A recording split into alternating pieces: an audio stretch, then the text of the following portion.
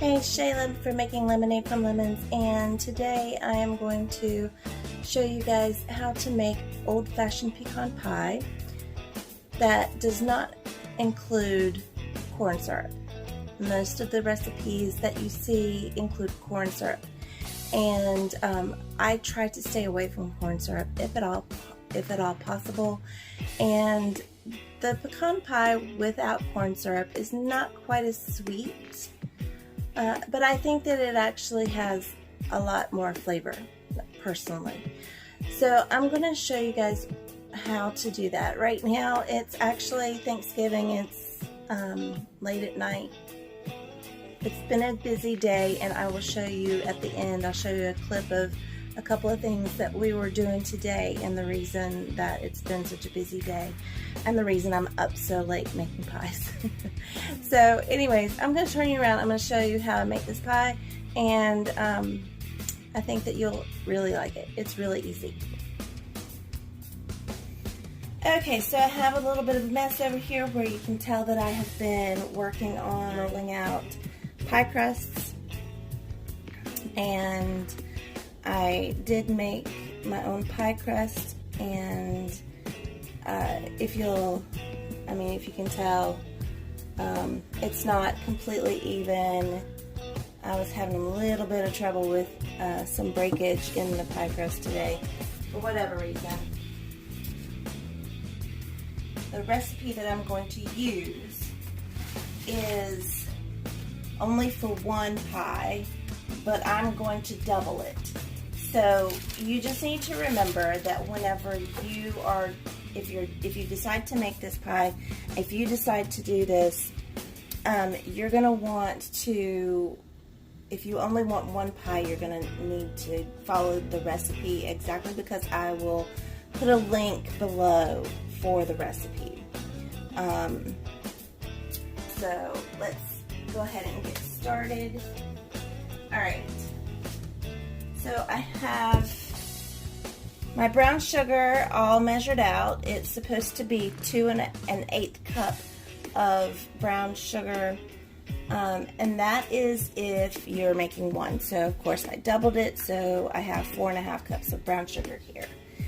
So you're going to start out with the brown sugar. I have melted butter already. So what I'm going to do is I'm going to mix together my flour, which I already have measured out, and this is a 1/2 cup of flour. And of course, like I said, I already have my sugar in here. And now I need my salt.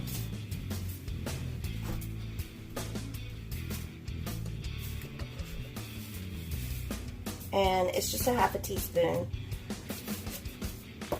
Alright, and then you're supposed to mix this together.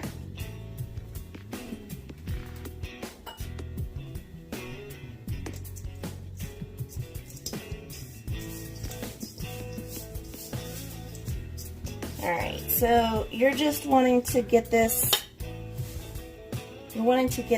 incorporated, the flour and the salt incorporated into the brown sugar. Alright.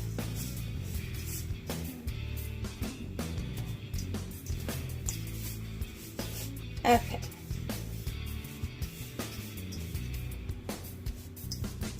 As much as possible.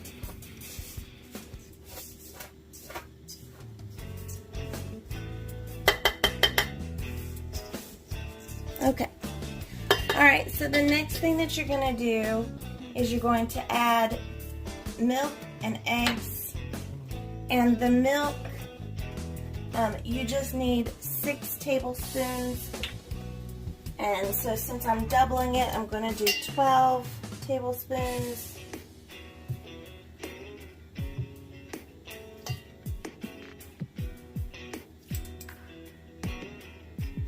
I am lactose intolerant, so I'm using lactate milk. It calls for 3 eggs, so I'm going to add 6. I've already got them broken. I just need to scramble them a little bit.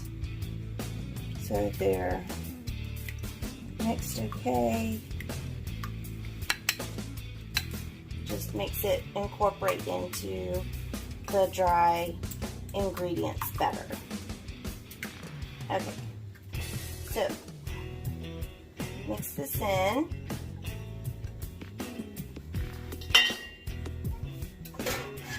Rinse my hands off.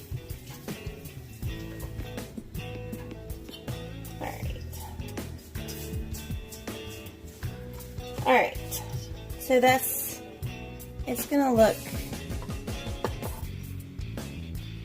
look sort of like this, and I'm gonna mix it in a little bit better. Okay, you just kind of want it all to be mixed together. Easy enough. Then you're gonna add 2 tablespoons of vinegar. So I'm gonna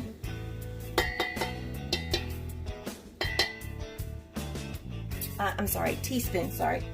It's 2 teaspoons of vinegar per pie. And so I'm gonna add in 4 teaspoons.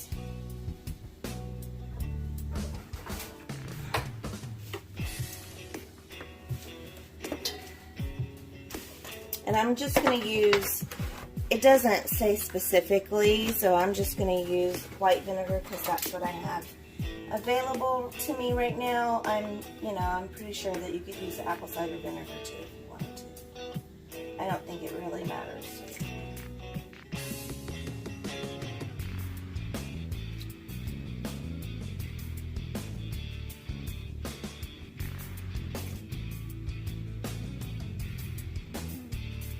Alright, here we go. We're going to mix that in. We're going to mix in vanilla. And I make my own homemade vanilla, which is really super simple. If you guys have never made your own homemade vanilla, it is so worth it. It calls for 2 teaspoons of vanilla extract. I always add more because I love vanilla, and that's per pie. So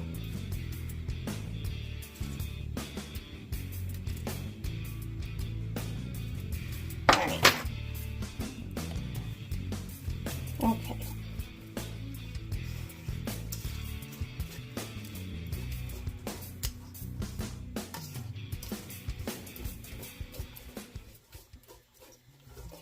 Now that's mixed in pretty good, so I'm going to go ahead and add the butter.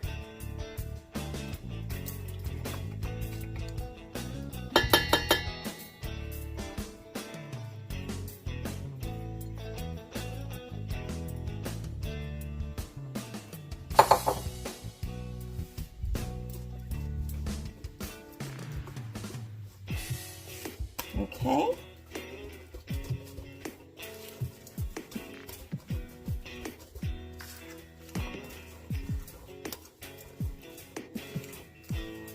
And I'm going to step over here and I'm going to preheat my oven real quick. You want to preheat your oven to 375. It won't take my oven very long to do that.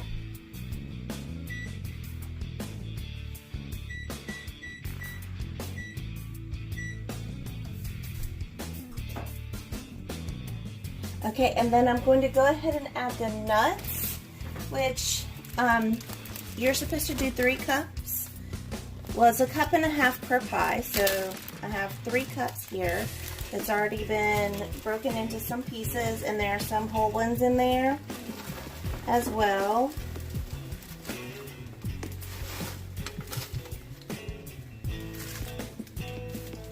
Alright.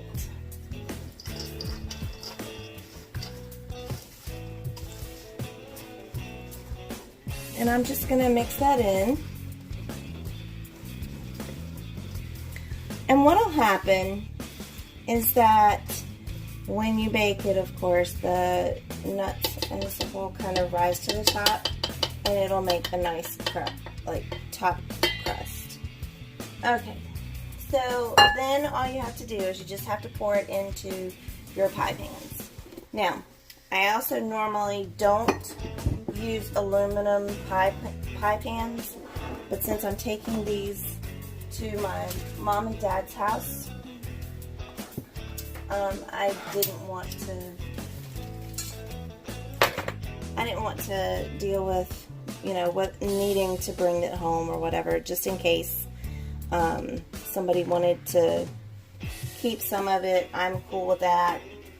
So I don't need this many sweets in my house anyways, because we have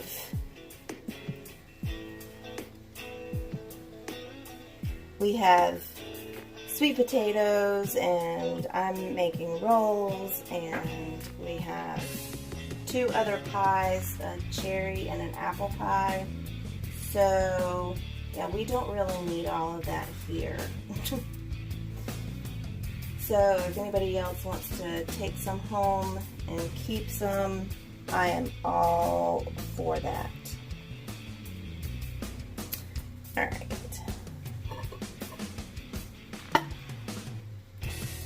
If you really want to, if you don't like to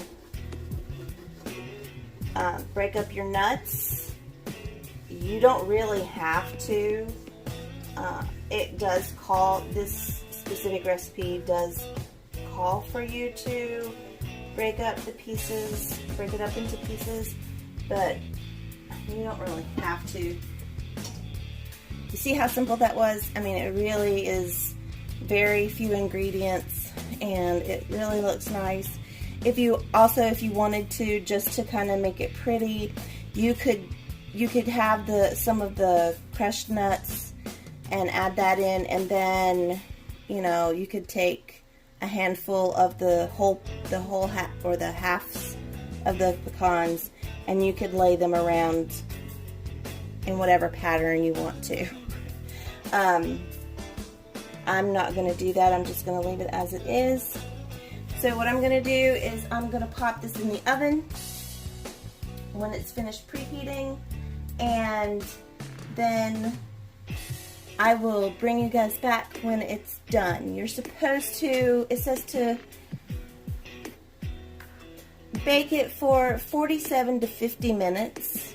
And it says when it's done, the top's going to be puffed up and set in the center, should just barely wobble when you jiggle the pan. So like I said, whenever it's done, I will bring you back and show you what it looks like. Okay, so this is what they end up turning out. I wish that you guys could smell it, because it smells so good in here. My lighting is not the best in here, but they look really, really good. And if you see, they really don't jiggle much at all. So they're great. They're perfectly done. So they just need to cool down and everything. So